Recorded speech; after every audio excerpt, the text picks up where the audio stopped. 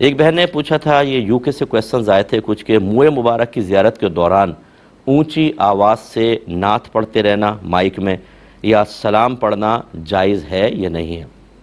تو جی جائز ہے بالکل، اس میں کوئی حرج نہیں ہے، بشرطے کہ لوگوں کی توجہ منہ مبارک کے ساتھ ساتھ اس کلام کی طرف بھی ہو۔ ایسا نہ ہو کہ وہ بس لگے ہوئے لائن کے اندر، وہاں نعتیں چل رہی ہیں، کوئی سن ہی نہیں رہا، یہ مناسب نہیں ہوتا۔ یہ اچھی طرح یاد رکھیں کہ علماء نے فرمایا جیسے ذات کی تعظیم ہوتی ہے ایسے ہی اس ذات کے ذکر کی بھی تعظیم ہوتی ہے۔ تو جب نعت شریف پڑھ رہے ہیں یا صلاۃ و سلام پڑھ رہے ہیں، نبی کریم صلی اللہ علیہ وسلم کی بارگاہ میں سلام عرض کیا جا رہا ہے، دعا کی جا رہی ہے آپ کے لیے، تو وہ گویا کہ ایسا ہے جیسے ذات مصطفیٰ صلی اللہ علیہ وسلم کا ادب و احترام درکار ہے۔ اگرچہ فرق ہوگا، سرکار سامنے ہوں تو کچھ اور معاملہ ہوتا ہے، آپ کا ذکر ہے سامنے آپ موجود نہیں تو بہرحال اس درجے سے تو کم ہے، لیکن بہرحال اس کا ادب اور احترام چاہیے۔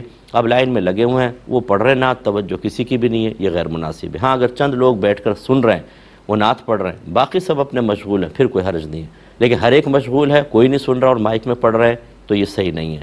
اسی طریقے سے گراں گزر رہا ہو، بعض اوقات اتنا وہ نعت خوان کوئی بھی ایسا آ جاتا ہے میرے جیسا کہ جس کو اتنا ملکہ حاصل نہیں ہے پڑھنے پر، تو وہ سماع خراشی ہوتی ہے، لوگ اور پورے تیز آواز کھول دیتے ہیں، وہ کانوں میں چبھ رہی ہے، لوگ تکلیف میں مبتلا ہیں، پریشان ہیں، وہ مطلب دماغ یوں چٹخ رہا ہے بعض اوقات۔ تو اس طرح کا کلام پڑھنا بھی، کلام منع نہیں لیکن یہ انداز اختیار کرنا منع ہے، اس میں بھی احتیاط کرنی چاہیے۔ اس طرح کہتے ہیں کہ اس دوران باتیں کرنا، آپس میں ملنا ملانا یا آہستہ آواز میں درود پاک پڑھنا، یہ کیسا ہے؟ تو باتیں بالکل آپ کر سکتے ہیں، اس میں کوئی شرعاً حرج نہیں ہے۔ ہنسی مذاق ٹھٹا ایسا کہ بے ادبی نظر آئے وہ مناسب نہیں ہوتا اس قسم کی پاکیزہ محفل کے اندر۔ باقی ملاقات کرنا، وہ تو نبی کریم کے سامنے بھی صاحب آتے تھے تو ملاقات کر لیا کرتے تھے، بات ہو جایا کرتی تھی، اور آہستہ آواز میں درود پاک پڑھنے میں بھی کوئی حرج نہیں ہے۔